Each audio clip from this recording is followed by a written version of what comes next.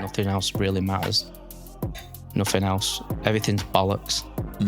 You know, this thing that we're all driving, again, you know, success, money, all this kind of thing. It's all not even real. I always get emotional over this. It's mad, mate. It was just a long day, and they just kind of offered. So we love your ethic and the way you work, and would like to offer you a sponsorship. And I was like now I kind of got, I kind of broke down. Yeah, thought, as you would be, yeah. God, fuck me, no way. Couldn't believe it. I used to be able to talk about it recently, I know, without getting emotional, but well, I appreciate you being open. I think of the guy that I was, you know, and having to go through all that for years and not being able to tell anybody. Music had definitely ran its course and already lived a life in that couldn't be sustained at that level. Yeah. And it was then, okay, I've done, you know, mad things like Madison Square Garden, Wembley, all those, and it's like, well, what do I want out of that? Rover's Return. You love that, don't you? I haven't managed to land on what mine is yet for that. So it's just pushing the envelopes of what we can artistically. Both of those industries aren't things you can half-arse. It's like you're either all or nothing. Hello and welcome back to the podcast. I'm Alex Lloyd and this is a 21st Century Tattoo. Cool. Arron, Lewi. Hello. Thank you so much for being on the podcast. Thanks for having us. Thanks for having us. Yeah, it's cool. So here we are in the kind of newly renovated space. Yeah. How long you guys been here now? I've been here since August 2011 or July 11. Yeah. Yes, fucking feels like yesterday, really, but Flown by. Yeah. Yeah, I came here about 5 years ago, was it? Yeah, 5, 6, 7, 8, feels like. Too long. Way too long. So how long have you been in the industry now? Saying 2011. 2011. Yeah, since yeah, then. yeah. You kind of went straight into kind of working here and... Yeah, no apprenticeship. Just, I was going through I used to be a sign writer, a traditional sign writer by trade. Yeah. And I had like a sign company, graphic design, vehicle wrapping. It's kind of like, that's the stuff we used to do on the wall. That's like a reminder of what I used to do, you know, kind of. The company got quite big, put me under like major stress, and it was just, bad time really. Put me in hospital like 4 times in a year with suspected heart attacks at like 35. Fucking hell. Yeah, but it was more living in a stress environment, really. I think my body was just, couldn't deal with it. And I was having felt like stomach problems, but it was setting off kind of like heart attack symptoms. So, they did all kinds of tests, couldn't ever find anything, shoved the camera down my throat. So my kind of stomach was sort of eating itself and just body was just shutting down.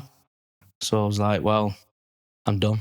Yeah. The next one might be, you know. Time to find, a different path. And I'd already kind of sort of started looking into this. I was heavily tattooed anyway, like 35. I had quite a lot of work done, and it just got to a point where I sort of kind of looked into getting this place, and my sister needed a place to work from, so I just rented it. Used to do my graphics in there, set up a booth, got registered with the council, and then here we are. Yeah, nice. So you're obviously quite creative to have done that kind of to begin with. What was the kind of decision to be like, nah, I think tattooing is the direction to go with this now? I think just seeing, from my perspective, seeing a lot of bad work on mates and everywhere I went, even work on, myself, no disrespect to other people that have done it, but it's years ago. And I just had this thing of surely I could do better than that, And then, just kind of went for it. Thought, right, I'm going to do this. Yeah, just kind of take the plunge. Yeah. Nice. I'd been to a few conventions with other tattooers that I know and kind of started buying equipment that way, like Mickey Sharp's machines and stuff, and started ordering like Dringenberg machines from the States and stuff like that, wanted the best stuff and that. And it's mad, it kind of takes hold, doesn't it? Yeah. Lewi, then what kind of drew you to Arron, and how did you guys kind of meet then? I mean, I've been getting tattooed for years, and then I was getting tattooed off a friend of yours over in Altrincham, Dan Hancock. What a guy.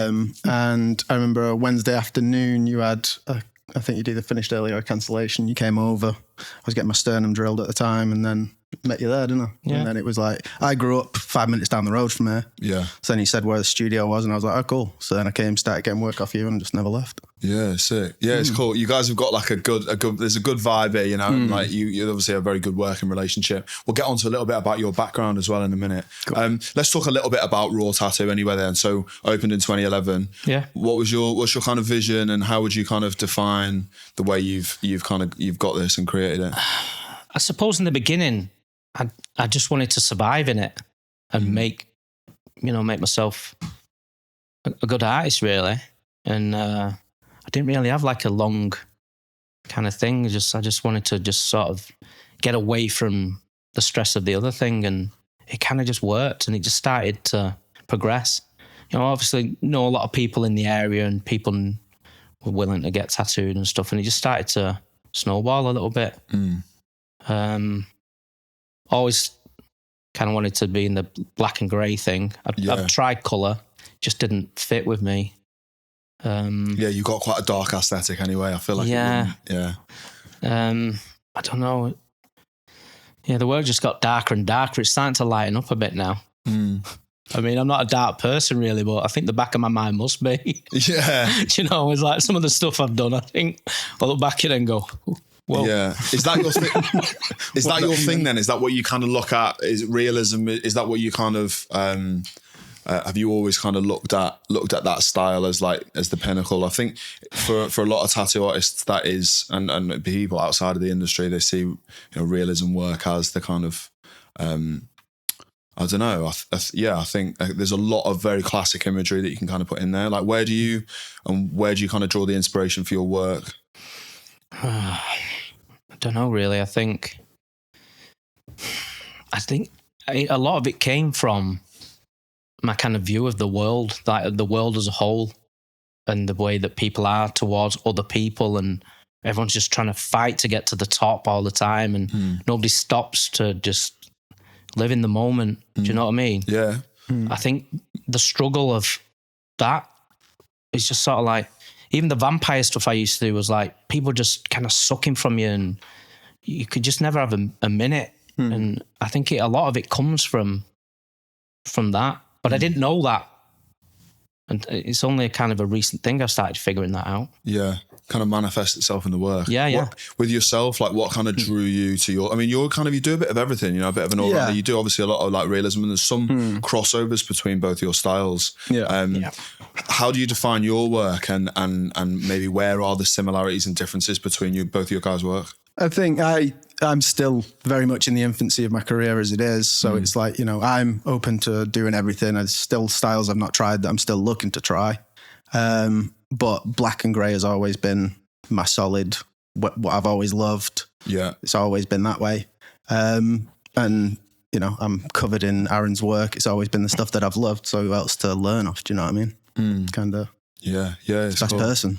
Yeah, really, really cool. And you can see that kind of coming through in your work. So it's just you two here. Yeah. And we spoke a little bit briefly before we start recording, but would you ever have anyone else, or is this how you want it? Never say never.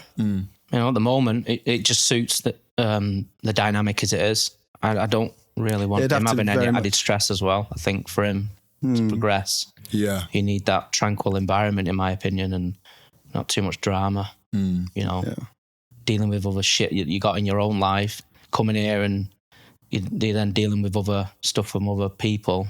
Yeah. It's good. Work should really be kind of like an escape if you can make it. Yeah, exactly. I think we're fortunate in it, in this sort of like career, to be able to do that. Yeah. I'm very much the same. Yeah. To be able to zone out. You don't want to be stressed at work, do you? No, not at all. So I think, back to that where kind of obviously I want him to be better than I am, that's the way it is. He's my kind of old apprentice, so why wouldn't I want that? Showing him, taking to conventions and stuff and get over to the States and stuff like that. And obviously he's been there with the band and all that, but it's a completely different aspect when you're kind of working in like a studio out in LA or whatever. Yeah, you know, yeah. and open some other doors to him. Bucket list to get out it's there. Like, yeah, it's amazing. Yeah. What? That being said, then, kind of, how do you guys work best? Like, it's all appointment only, I presume. What's your kind of, or do you take walk-ins? How do you kind of work it best? Yeah, for me, it's appointment only. We did used to get a lot of people just walking in off the street, but that's kind of slowed a little bit. Yeah. Obviously, generally what I find is them that do walk in, they direct it straight at Lou anyway, because they generally want the smaller stuff that can be done and the short time scale. Yeah. But anything that can be directed to him to getting busy is the main drive for me at the moment. Yeah. Yeah. Sick.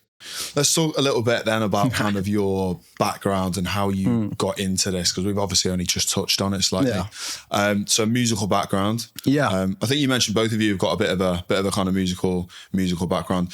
Talk to me about Rixton, the band that you were in. Is it Push Baby now? And maybe your kind of decision to leave that and pursue your artistic career. Yeah, I mean, it's always been music and tattoos. It was, they go hand in hand, really, don't they? I grew up listening to Travis Barker, Blink-182 and all that, and knew from a young age I was going to get heavily tattooed as it was. Yeah. And then got in the band Rixton. That ended up gathering quite a bit of success. And then a lot of success. A lot of success, number one, it's all right. Yeah, and then gradually, it started slowing down, and we pulled ourselves out of the industry due to contract obligations and stuff. And then once I met Arron, and every time I got tattooed off you, I think I was mithering you about learning and becoming your apprentice. Yeah, but I think I had one at the time, didn't I? Yeah, you had one at the time. And then there was just a sudden moment where you called me and was like, the spot's opened up if you were serious about it. Do you want to do it? And I was like, hell yeah, I want to do it. Yeah. So then we had, I think, was it 3 years where, because you were traveling a lot at the time anyway. Yeah, obviously it wasn't like a standard apprenticeship at the beginning. Because I mean, what even is a standard? Yeah, I mean, being there 24 hours a day is that's what people expect, don't they? But I think with it, he was obviously still in a transitional period with the band. Yeah. I was traveling a lot, so I couldn't obviously say, there's an apprenticeship here and then I'm not here. Yeah. It's not fair. Work. Yeah. Yeah. So it would kind of, the mad thing is he'd be like out gigging and stuff and doing his radio promo in LA and stuff. And I'd be working in LA, tattooing. Yeah. So you were more pretty much than you were here. Yeah. So. And then it was like 3 years of, I'd be here for a month and then I'd go off for 6 months. So it was like, I didn't really get any good footing to start my apprenticeship really. And then during the lockdown, we had a conversation, didn't we? And it was like, both of those industries aren't things you can half-arse. It's like you're either all or nothing. Yeah, it got to that point, didn't it? Yeah, so we sat down, had a conversation about that, and it was like, right, which avenue do I want to pick at this point? And, I think it had already been made in a way, really, weren't it? It wasn't like an ultimatum. Yeah. I think it fell that way. I think it was just a natural progression, for him with the music and everything. I think it might have just come to a bit of a sort of a enough, like just tipping scale. Well, that's it. I mean, I guess I know it's quite hard to pinpoint exactly, but for people listening to this, they'll be thinking, oh, you're in a band like a successful band. What was that made you decide to go right and put that down and pursue that? What was there any kind of driving force behind that? Did you just feel it had just run its course? Music had definitely run its course, and kind of, I'd already lived a life in that kind of couldn't be sustained at that level. Yeah. And it was then, okay, I've done, mad things like Madison Square Garden, Wembley, all those. And it's like, well, what do I want out of that? Rover's Return. You love that, don't you? So it was like, okay, kind of not complete the music industry, but in a way, like, I've achieved the goals I've had in the music industry. Yeah. Granted, it wasn't like headlining Wembley or anything like that, but it's like, okay, now I'll take this opportunity because, learning from Arron is like insane in itself. I'll take this opportunity with both hands and run with it now. So it's like, that's what I've kind of good for you. Plunge. Yeah, that's cool. So, I mean, have you kind of set yourself any goals now in tattooing that are what you want to achieve? Where can you kind of see it going? Where do you want to take it? Yeah, definitely. I mean, we always talked about early days, didn't we? Of like, going out to LA, doing all the shows together, traveling around everywhere together, doing conventions. So I think it's just pushing that and trying to push artistically. I like trying to pull different art mediums into it. Like I got hugely into 3D animation stuff, and there's artists who do it incredibly, like Darwin Enriquez. He does a lot of cool 3D stuff that then applies it. Jason James does a lot of that where he's playing with the animation stuff, and it looks so good. It's just nuts. It's crazy, yeah. And how he's got that to translate as well just is great. But I haven't managed to land on what mine is yet for that. So it's just pushing the envelopes of what we can artistically whilst doing it with my mate. The thing is, like with the Apprentice stuff as well, it's always that kind of side of it's ended. It's still, still here.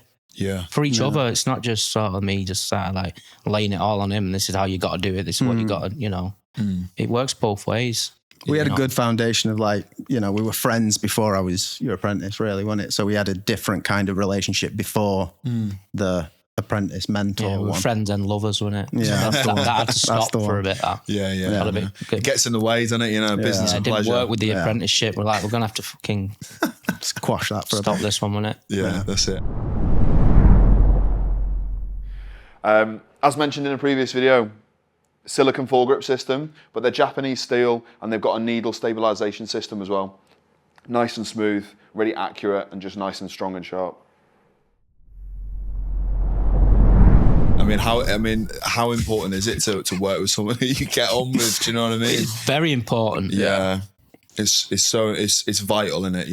Obviously, we have our moments, don't we? Oh yeah.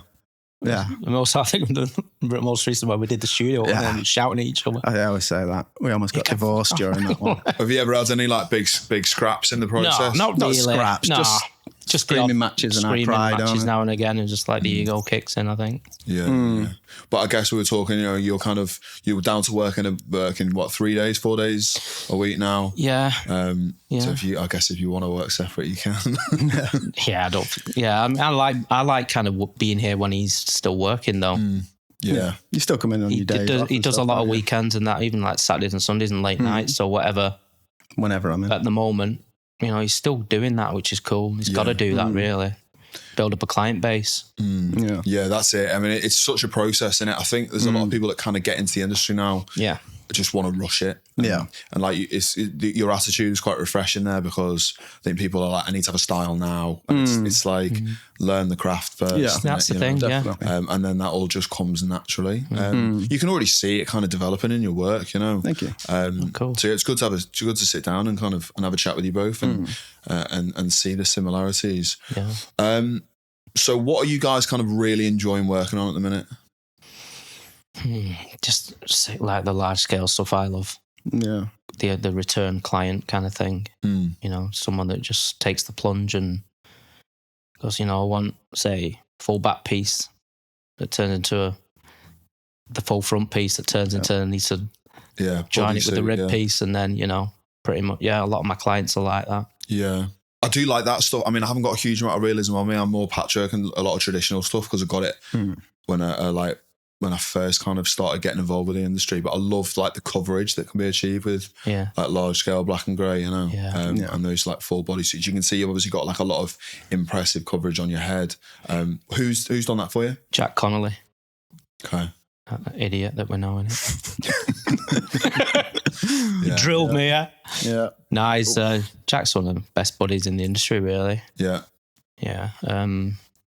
He started it. How long ago? Can you remember? So I did the back, then he came in and did the back. January 2021. You just kind of worked forwards. What's that, sorry? 7th of January 2021. How do you know that? Because I just got back from Dubai and I came straight to the studio. Right, wow. Yeah, it's just been a progression thing. It's like do a bit more. It's tricky though, kind of finding the time with that kind of thing. Yeah. It's like, I've got a free day, but he hasn't, and vice versa. So it just happens when it happens, really. But that's the reason I keep my hair short now, because I just love it. Yeah. Yeah, he's done such a great job of it. I've still got there's something I want to do. I want to kind of get onto the side of my head, but I still kind of haven't really found anything that I really love, really want, you know. I guess when it's the right time, it's the right time. Yeah, that's the thing. I'd always wanted it done, but even the kind of concept, it was just like, do what you want kind of thing. I only had a little bit of input in it. Yeah. But like, you know, with me, I can't say I love doing free reign work and don't have it on myself. Yeah, exactly. You know, yeah, can't do that, can you? No. Yeah, nice. If you're enjoying the podcast this week, don't forget to leave us a rating and a review wherever you listen to your podcasts. It really helps the podcast grow. We touched a bit on how much you guys have travelled. I'd love to know really the kind of like where you've been with tattooing, or even outside of tattooing music, and kind of where it really kind of stands out to you. I know you've obviously done a lot of stuff in the States, quite a lot of guest spots over there. Yeah. Sponsored by Bishop. We'll get onto sponsors as well. But yeah, just talk to me about traveling with tattooing, how important it is. Yeah, I think when I started to travel, especially when I started to go to the States, I think stuff started happening then, you know, getting noticed more. I think, as I always kind of put it, as like putting your head on the chopping block. So I remember when I first went over, I was getting tattooed off a friend of mine, Eric Gonzalez, at London years back. He was like tattooing my fingers. And they have a studio out there, Deer's Eye, which is kind of like my second home over there. All my stuff's based there and everything. I'm forever grateful for them for what they do. And they invited me out. We were just chatting about it while I was getting tattooed. I was like, fuck it, I'm going. Well, okay, I'm going. And I'd already been in touch with like Jeremy and Ryan from Sullen, and, you know, told them I would come in, and they said, okay, we'll line up a Sullen TV for you. I was like, what? What do you mean? He was like, oh, you can tattoo live on YouTube. I was like, holy shit. Yeah. And it all kind of happened at once. I went guesting. I did like a Johnny Cash on a guy's thigh on YouTube live. Never done anything like that before, you know, got interviewed and all that kind of thing. But I think because I did that and pushed myself to do that, you just start to become a bit more relaxed in it then. Yeah. It's like I was absolutely bricking myself. As anyone would be, but it's out of your comfort zone, isn't it? Yeah. I remember going to the toilet. I think I was texting like Dan Hancock, and he's like, come on, mate, you're going to smash it. I was like crapping myself.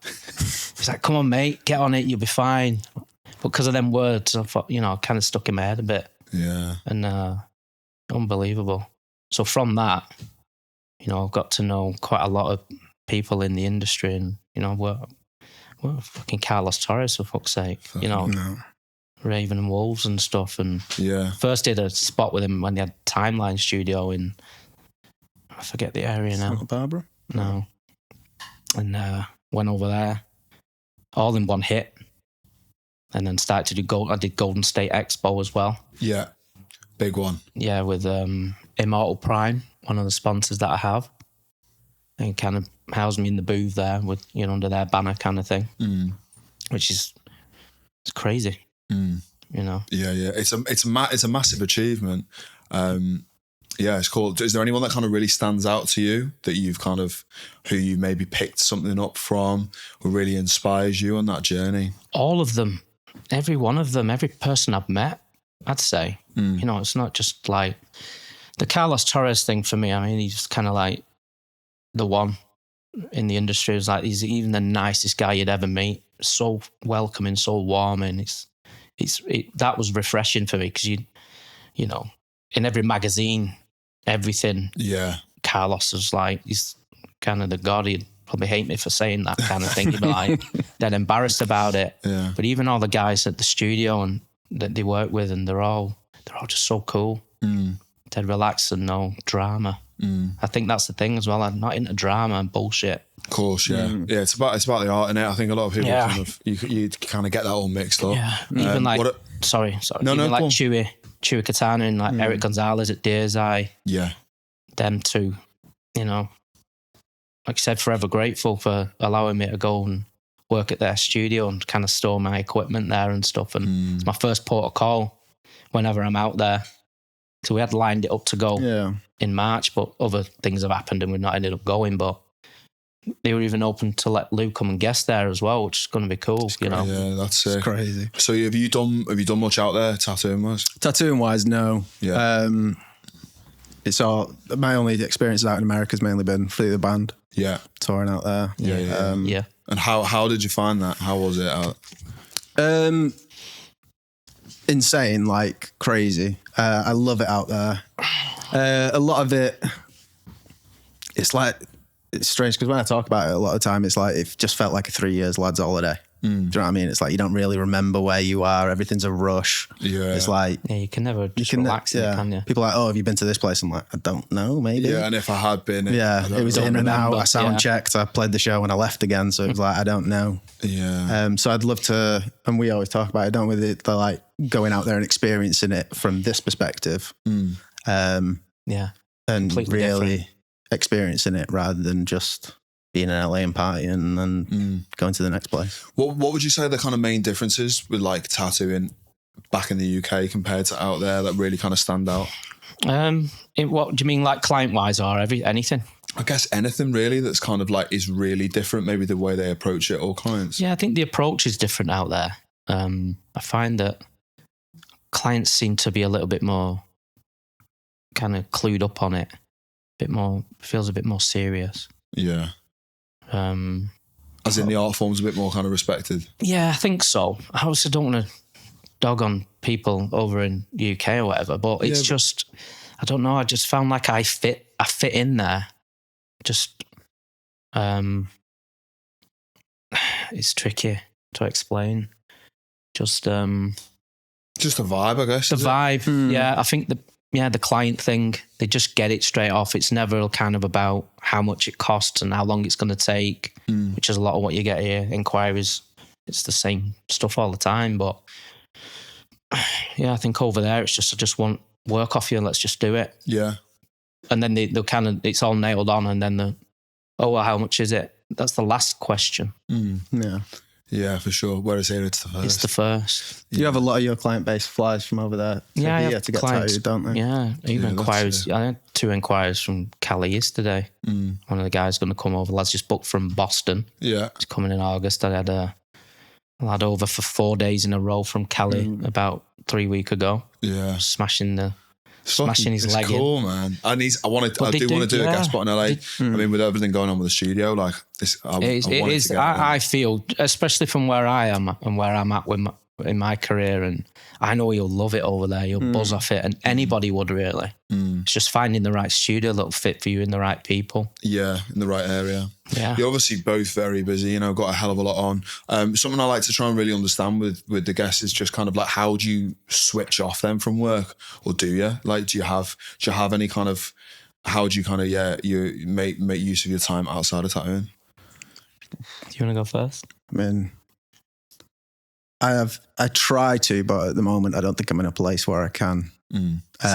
Deep. I'm still, like I say, I'm still very early days, so it's like, you know, any time I get is dedicated to that. So, and if I do switch off for any amount of time, then it becomes self-punishing.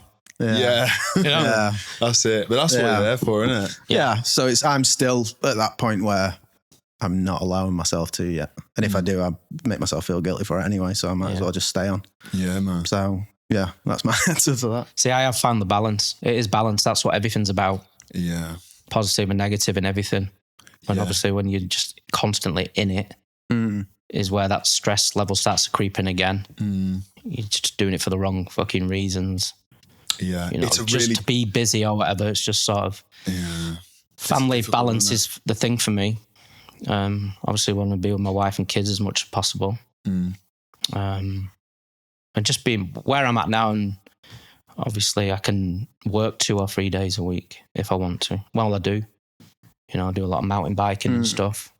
And even when I travel, when we go to the States, my family come with me. I always take them over. Yeah. As often as I can, especially in the LA side of things. Have you got did I see you got like a van as well? You kind of do a bit of traveling, Yeah, we've got it's just for mountain bike. That van was for my old graphic business. I just kept it. Oh, fair. And then just converted it into like a sort of rough camper and shove everyone's mountain bikes in it. I do a lot of biking and that, and sick. That's my outlet. Yeah. Really. Are you like, you're a bit of skating and stuff as well? I used to skateboard. I got a bike a while ago, didn't I? But then it became where I started, working more weekends, working more evenings. And then it became like, it just sat in storage. I think I took it out like 8 times in a year. And then I was like, there's no point. Yeah. Have you found the balance yet? Have I found the balance? No, not really. It's something that I'm really trying to do. I almost feel like, and it's bad, like the missus will kill me for saying it, but like, I feel like balance is like a luxury because I feel like you can almost only achieve that balance once you put the graft in to start with. So it's definitely something I'm trying to learn for sure. Yeah, it's true. You've got to work hard. You get obsessed. I mean, I am obsessed with it, and just trying to better myself and better my work. Yeah. Obviously, still do all that stuff. It's fucking hard. I think that's a part. You if you're ever complacent, like in this industry, and you think you've made it, then just stop there and then. Yeah. Yeah. Because you're always learning, constantly learning, and trying to, make the work better. And it's like you feel that with every job. Like, obviously, no disrespect to my clients, right? But I always think like, surely there's got to be a way where I could make that better than I've just done it. Yeah, and it's like knowing when to stop. Yeah. Well, that being said, for both of you, I guess, first of all, what do you both define success as, and do you both feel like you've achieved it? You can go first on this one. Success for me is balance, but it's only a recent thing where I've learned that.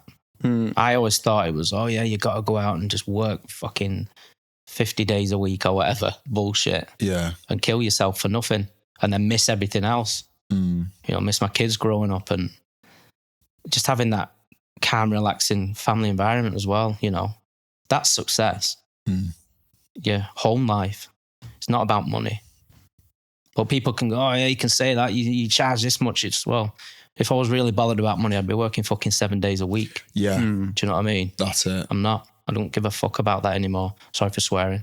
No, not at all. And, Can't believe you. Success is when you found yourself, I think. And I think I have now. Yeah, nice. It's really, what about yourself then? It's probably... Because a lot of people would probably look at you and think, fucking hell, he's done it all, now he's onto something else. But that's always a perspective from the outside, though, isn't it? That's how it looks, even like Instagram and everything. Or like, Instagram. Fucking go on to another fucking thing with that. Fucking bullshit. But people can make you think what they want you to, perceive all the crap. But I don't know, just being honest. No. Too much bullshit, isn't there? Yeah. Very much so. But it's almost like social media kind of reinforces that. It does. It does. But it affects everybody that way. I kind of admire, let's say Jack Connolly now. He just I'm done with it. Yeah. I'm done now. Just unfollowed everybody and like it is what it is. I don't care anymore. I'm gonna do what I want to do. Yeah.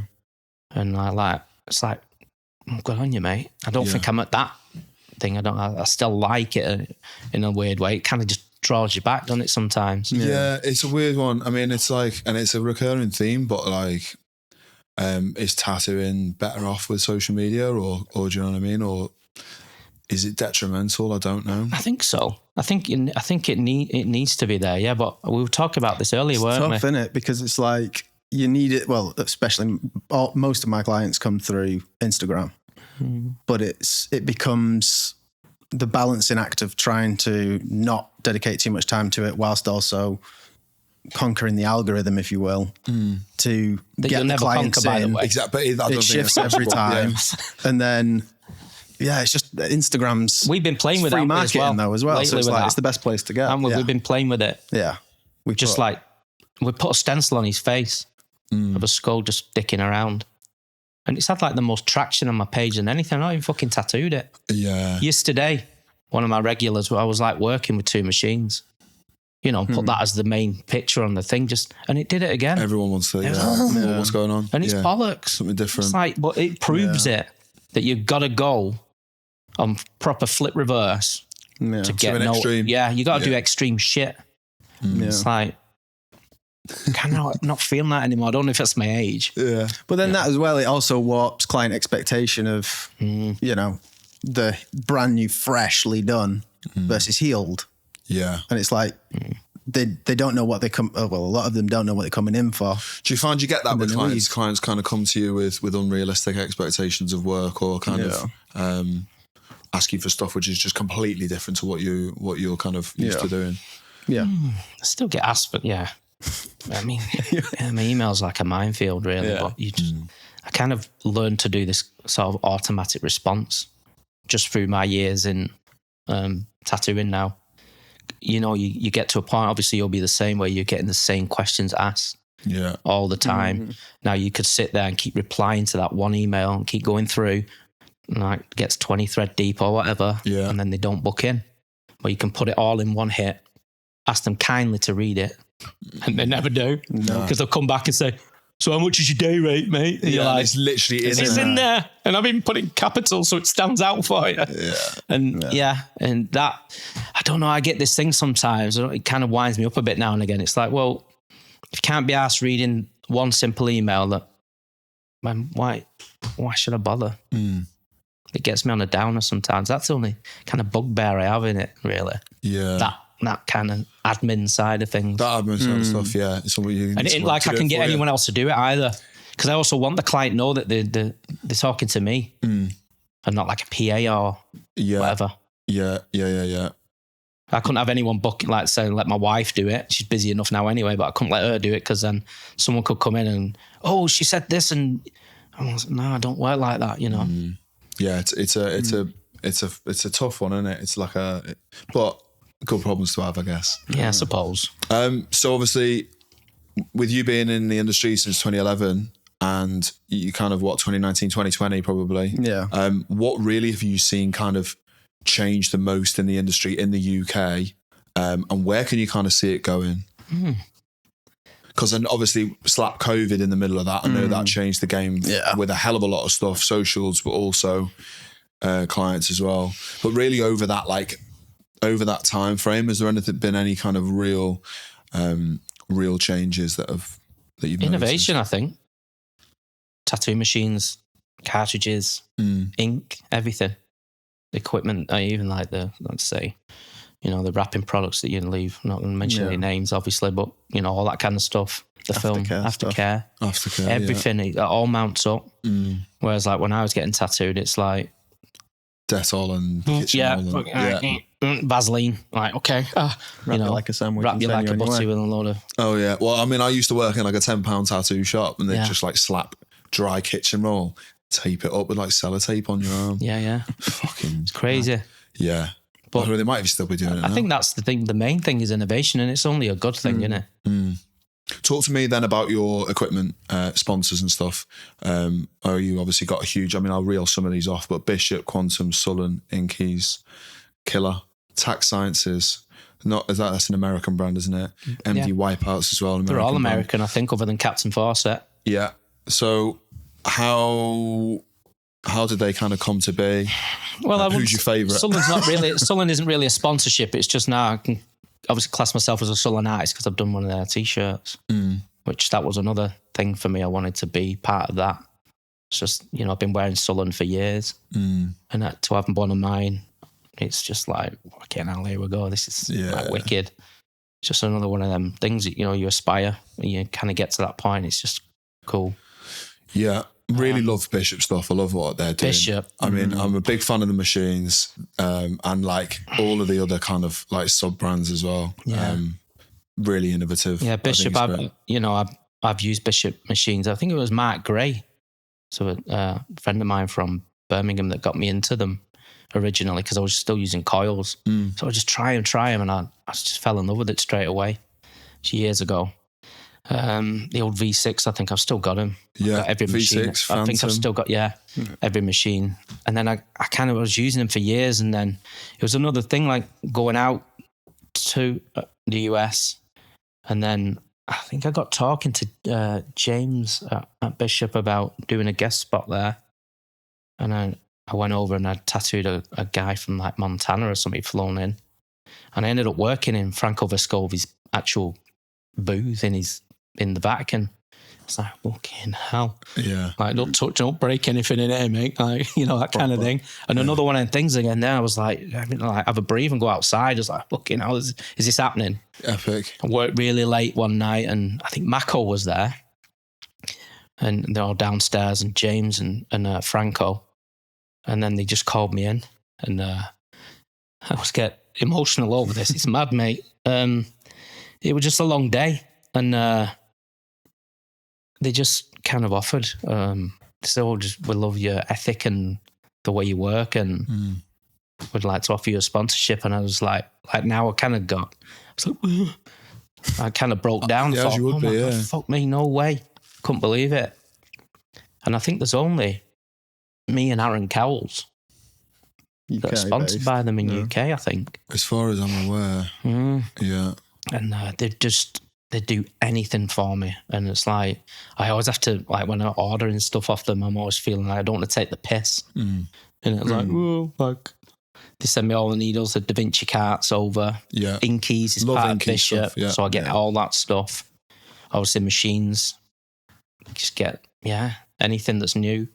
When they're trialing stuff, they'll send it out to us and basically tell us to try and break it, or tell us what's not right with it, or if you love it, or what could we change. So we're all involved in the innovation, and I love being a part of that. I know they've just released a new lighter weight version? No, it's a heavier one. Oh, it's a heavier one. Yeah. So they've made one out of stainless, because I think they're made out of aluminium at the moment. Yeah. So God, like that, I think, in the liner. Yeah.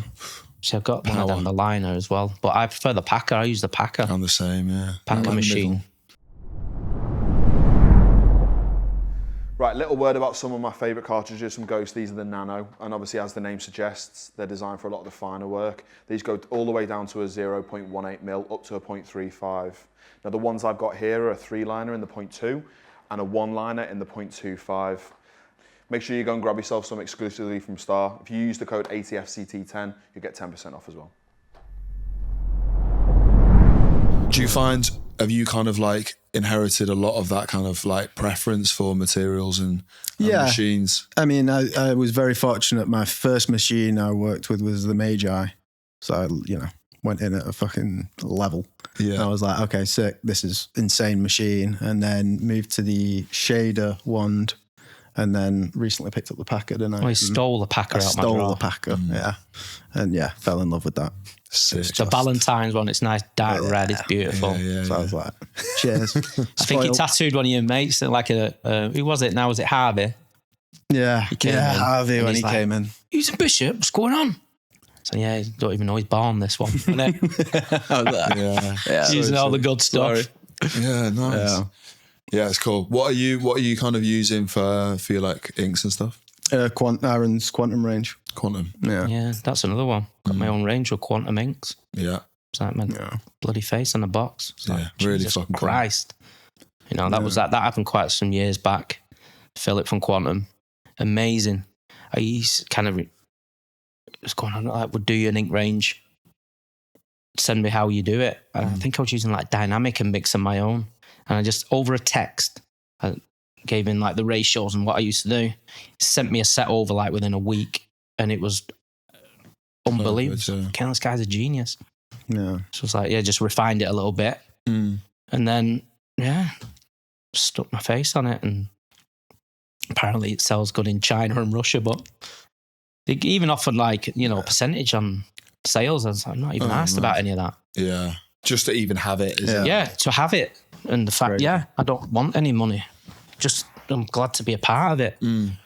I think you find as well, like, well, even for me, like, I still now use the same brands that I used when I started. Yeah. Because you just develop. Have you tried others though in the process? Yeah, and I just never feel like they're quite right. You'll try it's a funny thing, isn't it? Sometimes I'll pick up little bits and go, no, I definitely prefer that. But of the whole, like, I've always used Kurosumi, Japanese, like, grey wash shading ink, because I just love the consistency and I love the way it heals. Yeah. And the hue it gives on the skin. Yep.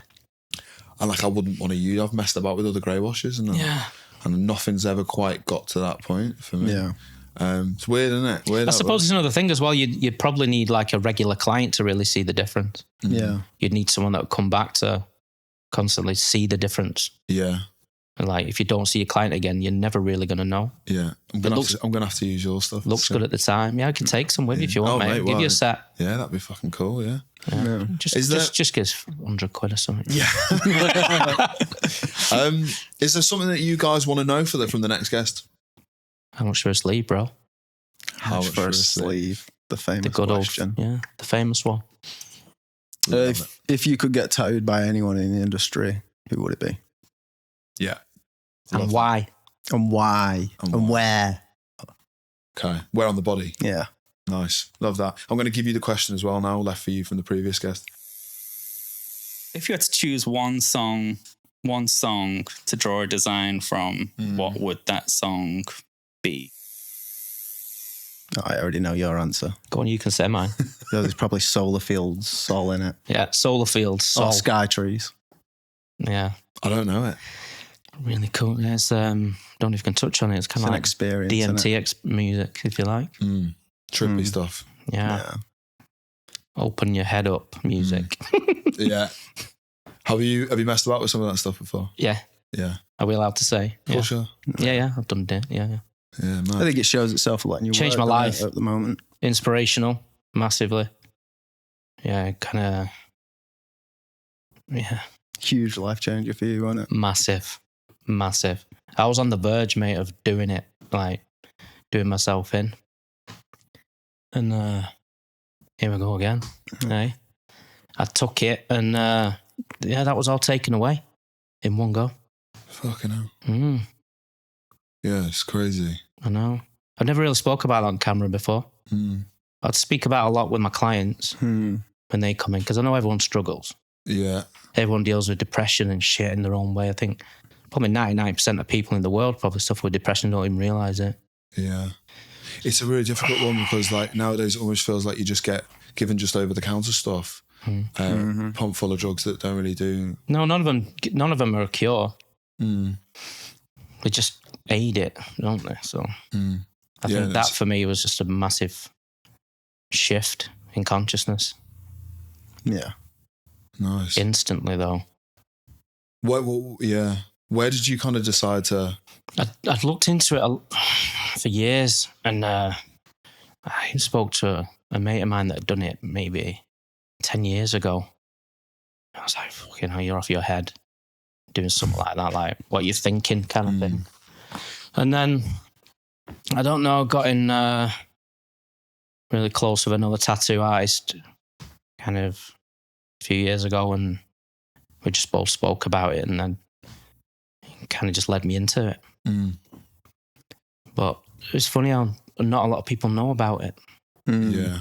You hear like a lot of stories where it's been so beneficial. Do you know what I mean? Yeah. A lot of people wouldn't really know how to go about. It's a very massively underground thing. I think, but which is crazy considering the beneficial proposition. The benefits, I mean, obviously, I was looking into kind of like ayahuasca and things as well. Yeah. But I believe, obviously, DMT is kind of the freight train version of it. You're straight in. And the experience was just unreal. Yeah. What did you notice was the main thing that kind of like really changed for you after that? Mindset. I think as well, when you kind of, I know it sounds funny saying this, but you get this thing that nothing else really matters. Nothing else. Everything's bollocks. You know, this thing that we're all driving again, you know, success, money, all this kind of thing. It's all not even real. But I think the main thing for me was the suicide thing. Yeah. Oh man. Yeah. I used to be able to talk about it recently. I know without getting emotional, but well, I appreciate you being open. I think of the guy that I was, you know, and having to go through all that for years and not being able to tell anybody. But I had a bit of a mental breakdown a few years ago. Yeah. And I did that, and it just felt like this thing had just been taken off me, you know. You don't need that anymore. Yeah, mad. And the thoughts are gone. How is that possible? Yeah, exactly. How is it possible? Yeah. Well, there you go. It's mad, isn't it? It is all mindset and a case of perspective, and to have something like that to be able to change your mind, to change your perspective. And then after that as well, my wife's a healer as well, so yeah, kind of went down that route of getting rid of a lot of trauma. Just through, I'm in a great place now. Probably doesn't seem it. I'm getting upset all the time. No, not even. I think it's good to be able to reflect, and good for you. Thanks. Yeah, I mean, I know a lot of my clients suffer as well. And I think when people come in and they kind of look, like I said, back to the social media thing, when they're looking in from the outside and they're, oh, well, he's sorted, and he's got everything. Kind of have, but, there's certain things that you can't control. And when you're feeling that down and that out of it, that nothing can change that. Got the best family life ever. Got everything I want. And it's not like it's not enough, but you just can't put your finger on what it is. But then I obviously did that, and then it's gone. Gone. Yeah. Mad. And creatively as well. Yeah. It's like, obviously, work since then transitioned. Yeah, it's changed so much. What would you? I mean, just going back to that question there about a song as an inspiration for your work. What would you pick out there? There's a song, and I don't know the name of it, but it's the drums one. You know which one I'm talking about. What's it called? Detection. And it's just same artist, Solarfield. Solarfield. Yeah, I didn't know that. And it's I'm gonna have to check this out. Like reverb drums, and it just sounds like you're in a huge theatre, and it's just empty.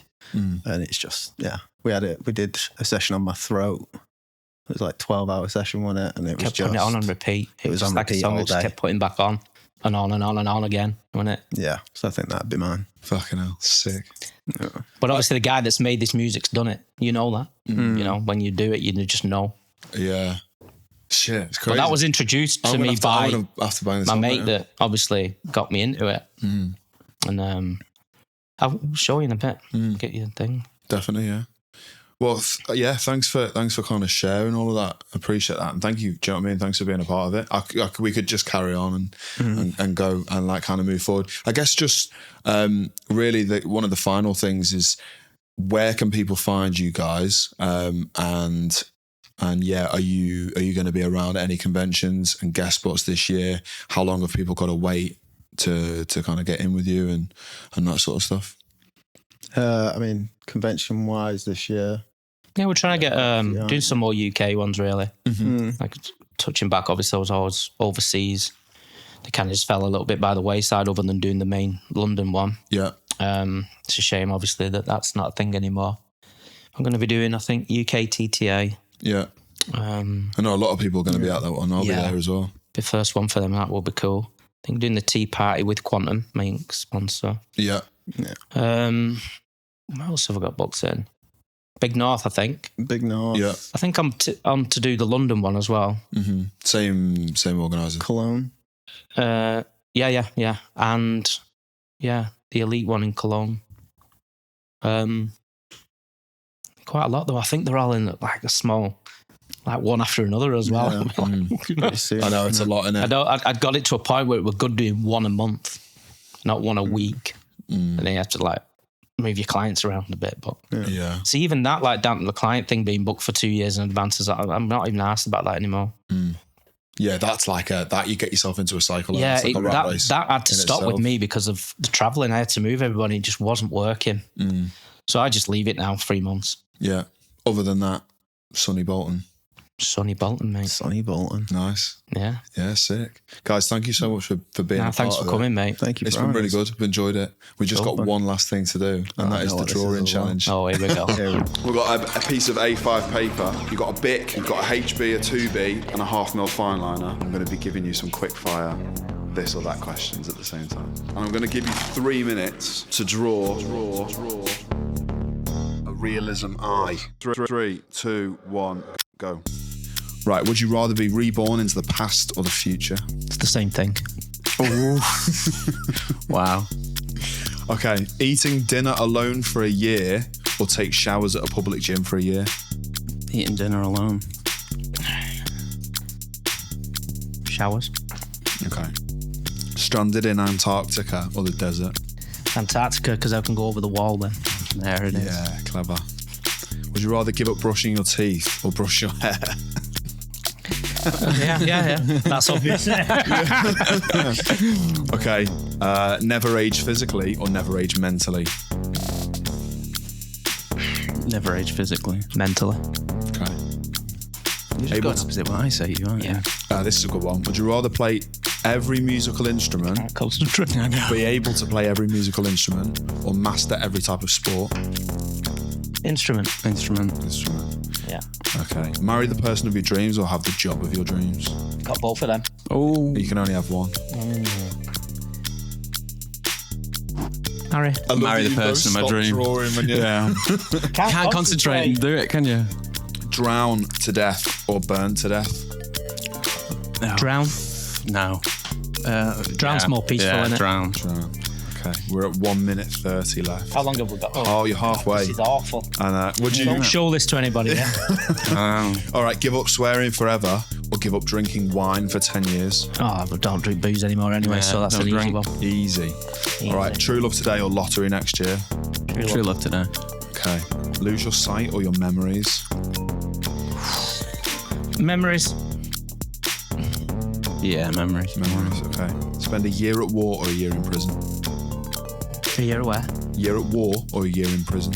War. 1 minute left. Third nipple or an extra toe? Third nipple. Really? Yeah. But surely the toe would be less obvious. Yeah, but you can tattoo over it, can't you? True that. Very true. All right, give up your mobile phone for a month or having a bath for a month? Give up the phone. Okay. Would you rather live a regular boring life or something unexplainable happens to you every day? Unexplainable. It happens anyway. Have a job where you don't draw at all or a job where you write all the time? What was that one? A job where you don't ever draw or a job where you write all the time only? You're right. Yeah. Okay. It's probably wouldn't be that 15 seconds left. Work an extra hour. Work an extra hour but get an hour break time, or work with no breaks and leave an hour earlier? Leave an hour earlier. Yeah. Okay. Would you rather be the oldest person in the office or the youngest? Oldest. That's it. I am anyway. Up. Pencils down. Fucking shite. Shocking. What's there? Shite. That's so hard. I love it. You can't concentrate. So I know that's the point. It's good. Nice. Looks sick. Fuck off, mate. Guys, thank you so much for being a part of it. It's been good. Really enjoyed it. Thank you. Thanks for listening. I hope you've enjoyed the podcast this week. Don't forget to hit the bell icon and the follow button wherever you listen to your podcasts. And don't forget to head over to YouTube and hit that subscribe button as well. Really helps the podcast grow. And thank you so much for all the support so far. I'm Alex Lloyd, and this is a 21st Century Tattoo. Thanks for listening. The feeling of it, the unconditional love is just, it's unmeasurable. Mate, it's fucking